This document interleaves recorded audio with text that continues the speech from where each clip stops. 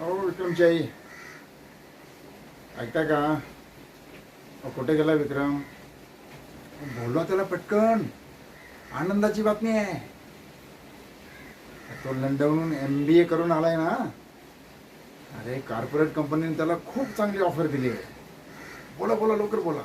त्याला मला आनंदाची बातमी द्यायची आहे. त्याला पेढा भरवायचा आहे. बाहेर गेला म्हणजे काय? एवढी बातमी फोन करा त्याला, लगेच लगेच बोलून घ्या. अरे मुलाने नाव काढले आमच्या, असं काय? तुम्ही सांगा ना. तुम्हाला नाही आनंद झाला का?